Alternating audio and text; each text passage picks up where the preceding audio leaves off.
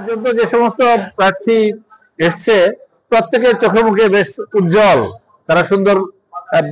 মানে আমার কাছে ভালোই লাগছে যে তাদেরকে আমি জিজ্ঞাসাও করছি যে তোমাদের আগ্রহ বা পরিস্থিতি কেমন মনে হচ্ছে। দে আর হ্যাপি, এবং এই পর্যন্ত তাদের কোনো অভিযোগও নেই। আমরা যা কিছু করেছি, যা অ্যারেঞ্জমেন্ট করেছি, আমার ধারণা ধীরে ধীরে আমাদের আরো উন্নত হবে। তবে ইনশাল্লাহ সবকিছু স্মুথ যাবেই বলে আমার বিশ্বাস। যে চট্টগ্রাম বিশ্ববিদ্যালয়ের স্টুডেন্টরা প্রায় অন্য জায়গায় ক্ষেত্রে দেখা যায় কি ক্যারিয়ারের দিক থেকে একটু পিছিয়ে আছে। লাইক ঢাকা ইউনিভার্সিটি যে জায়গায়, চট্টগ্রাম বিশ্ববিদ্যালয় কিন্তু ওই জায়গাতে একটু পিছিয়ে আছে। তো মানে অনেক জায়গায় দেখা যায় যে চট্টগ্রাম বিশ্ববিদ্যালয়ের নাম শুনলে তারা একটু ছোট করে দেখার চেষ্টা করে।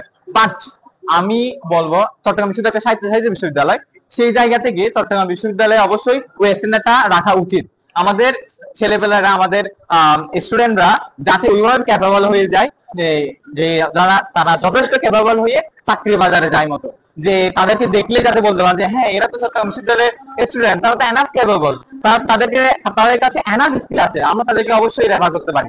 লাইক আমার কাজ হচ্ছে ঠিক ওই রকমই একটা ফিল্ড তৈরি করা, যাতে আমাদের স্টুডেন্টরা যে 4 বছর বিশ্ববিদ্যালয়ে করার পর বাইরে যখন চাকরি করতে যাবে তখন তাদের কোনো ঘাটতি না লাগে, তাদের কেরিয়ার নিয়ে যাতে কোনো গ্যাপ না থাকে, তারা যাতে খুব এনাফ স্কিল নিয়ে এখান থেকে বের হয়ে যেতে।